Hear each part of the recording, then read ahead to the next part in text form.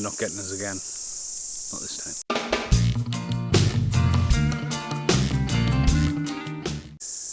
Hello, I'm Steve Monkey Mason and welcome to my review rant for Tremors 2, Aftershocks. Not the Aftershocks, Aftershocks. Get that right. Now, I recently did this as a podcast the last night before I came all the way across here to New Zealand, and it's fitting to do Back to Perfection, which was Tremors 3's title, when I get back to England and do the next podcast. So, Tremors was a massive movie for the 80s, original land sharks, and basically they come along, we're straight to VHS rental now. My cousin Brian was massive in following it through Fangolia, and the hype was real, and this film has a burning feeling for me when I remember renting it for the first time. Oh my god, it's here. You know, the front cover plays off the original, has the Jeep on, has Earl, Bert and Grady, you know, looking down, the worms have turned almost kind of thing. No sign of Kevin Bacon, no sign of Rebecca McIntyre, who were both originally going to be in it. When they turned down, the production was shortened down. I mean, there's not many people in it. The other famous person is the guy who gets along the oil cans at the start, shivving his way along the oil thing. He's been in loads of movies, from Big Trouble in Little China to getting stood on by a T-Rex in Jurassic Park, I think. Well, anyway, the movie itself, I think, is a lot funnier. The original movie, when I was watching it as a podcast, is extremely dark.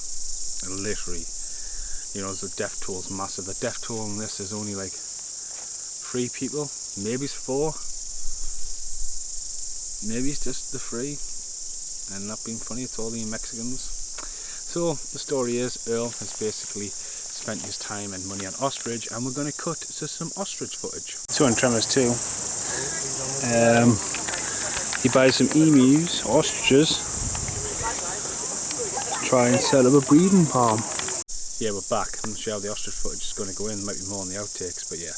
There's a lot of things I've filmed around Welton Zoo the other day related to Tremors, so make sure you stick around for the outtakes, including the war and the skeletons of a graboid. But going back to the movie, the Mexican oil rig owner basically gets Earl randomly in a taxi to drop him off at Earl's ranch. You know, the count, that's just about Maverick's look of picking up Ace of Spades from the card deck. You know, the guy who gets the taxi from the airport just so happens to meet the biggest fanatic of the graboids. And anyway, cool, you go in Earl's trailer, and Fred Ward by this point has grew his hair out, and he's got the graboid machine, has all the pictures. And Kevin Bacon still gets a paycheck because his face is shown within this movie, and it's written off quite well that he's gone off and done his own thing. So, Earl, basically having problems with his emus, basically agrees to go along, and they go all the way down to Mexico with some dynamite, some guns, and that's pretty much about it. And they go on a massive killing spree of graboids. It's pretty cool. And then Bert turns up to help, and Bert comes down and really plays a comedy factor for Michael Goss here. Really plays it really funny. The score is really cool. I really like this movie that much that when I was editing and I had a few beers, I switched it off after 10 minutes because I was so fixated on the movie, and it deserved that the movie didn't need to deserve me watching half cut. But no, I really enjoyed it. Then the worms turned into little shriekers and run around with a Predator vision on their head. And this is where they use a little bit of CGI in places that hasn't exactly aged really well, but the puppeteer and all that is really good. They don't hang around by showing you the graboids or killing them off. You know, it's really cool that the film goes along and then twists on top of itself. That's really cool. There's some really funny bits in it, especially with the guns. I think the graboid that gets killed off screen, the one with the Mexican radio down him, is a really funny element. The bit with the truck being pulled across the, not really a desert though, it's more landscaping fields and stuff like that. It's really funny as well. But no, I just absolutely adored it. Again, this is coincided with a podcast.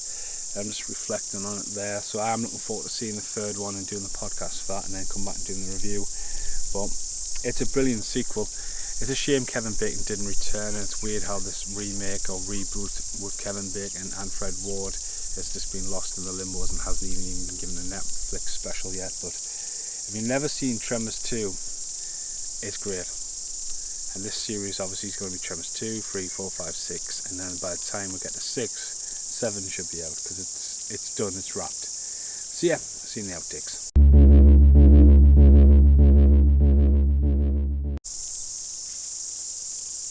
What the fuck is that?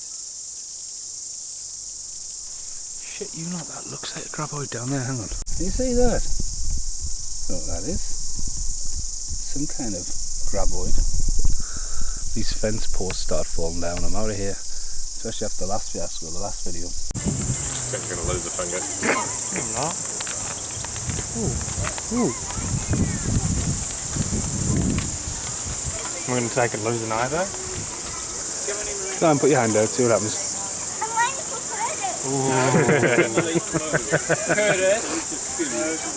The bush.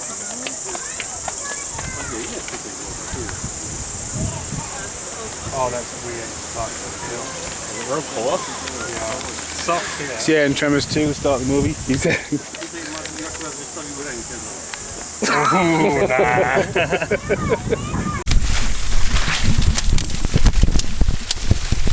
Now, there's definitely something around these parts, you know. What do you mean? These things in the ground.